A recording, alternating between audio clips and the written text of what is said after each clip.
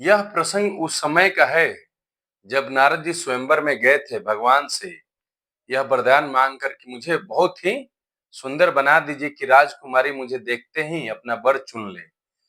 और जब वो स्वयंवर में बैठे थे, उनके बगल में शिव जी के दो गण भी बैठे थे, जो असलियत समझ रहे थे और इस बात से मुस्कुरा रहे थे कि ये आदमी मन ही मन समझ रहा है कि बहुत सुंदर है और इसके साथ भगवान ने खेला कर दिया है, इसको बंदर का मुंह बना दिया है, बहुत ही क्रूर बना दिया है और बहुत ही भयंकर शरीर बना दिया है।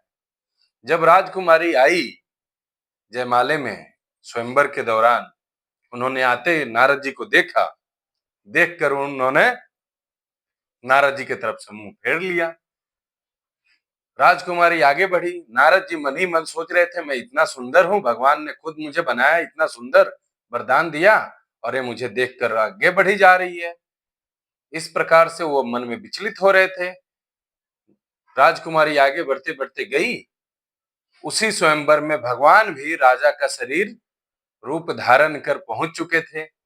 राजकुमारी ने सुंदर शरीर देखकर भगवान को माला डाल दी और उसके बाद नारद जी लगभग समझे कि निराश हो गए, गुस्से हो गए। भगवान लक्ष्मी निवास लेकर निकल गए राजकुमारी को। फिर जो गण शिव जी के दोनों बैठे थे वो मुस्काए, नारद जी का गुस्सा देखकर बोले कि आप जो ये मन ही मन इतना गुस्सा रहे हैं, एक बार जाकर दर्पण में अपना मुंह तो देख कर आइए कि आप दिख कैसे रहे हैं। नारद जी बहुत गुस्साए, बगल में जल में अपना चेहरा देखे, ये देखकर वो और गुस्सा गए। तब तक शिव जी के दोनों गण वहां से भाग निकले थे और नारद जी गुस्से में उनको श्राप दिए, कठोर श्राप दिए।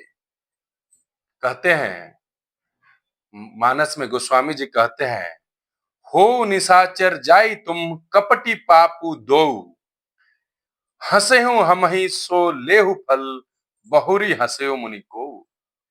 नारद जी श्राप में कह रहे, तुम दोनों कपटी और पापी राक्षस हो जाओ। तुमने हमारी हंसी को उसका फल चखो,